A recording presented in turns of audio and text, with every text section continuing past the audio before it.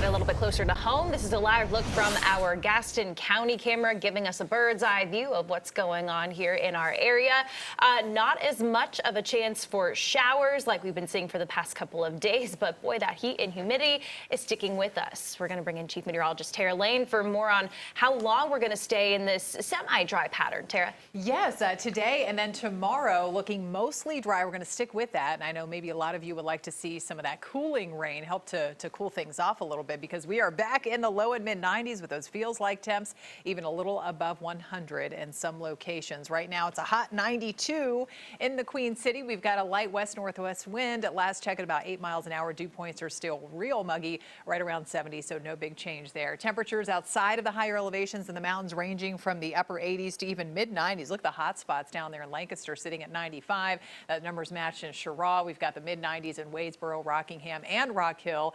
About 90 up in Hickory, and the low 80s up in the mountains, but you factor in the humidity, and yes, it feels like it's in the high 90s to around the triple digits. Now, with the daytime heating, it's a low chance of rain, but not zero chance. As I was telling you last night on Queen City News at 10, and yes, indeed, up in the foothills and down through the mountains, we do have some of those heavier showers, just a couple of isolated storms that have gotten going here. These are just kind of sitting there. This one southeast of Marion, southwest of Morganton, drifting to the southeast. And so if that holds together, that will continue to impact maybe that southern part of Burke County and maybe parts of northern Cleveland County. A few more isolated showers and storms getting going across southeast Tennessee and heading toward the mountains of North Georgia as well. But otherwise, that ridge of high pressure will just continue to pump in the heat for the next couple of days. So that means it's going to be warm and muggy this evening. Again, most neighborhoods staying mostly dry, just that slim chance of a spotty shower or storm, mainly off to the west of the Queen City. And then tomorrow, it's more of the same. The pattern continues. We get these disturbances rolling through from time to time that could spark off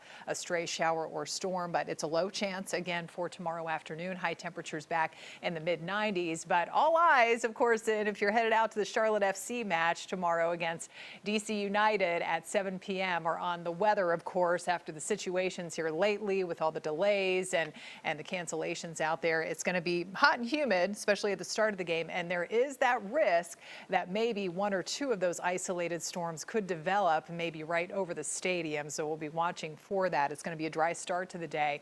We'll see some clouds around, and then notice how we get these splashes of green showing up even around parts of the Piedmont and down through the upstate. So we'll be watching that and tracking any storms along with you on Queen City News tomorrow evening before the match starts. But by Thursday morning, back to dry conditions and just a few more spotty storms expected later in the day. Now, the chance of more of us getting in on some rain, a couple of thunderstorms does increase as we head into the weekend. Another front moving in with temperatures by that time, and due in part to the fact that we'll have some more clouds and some more areas of storms around, will be just a little bit lower than the low to mid 90s, but still upper 80s to around 90 as we head into the weekend.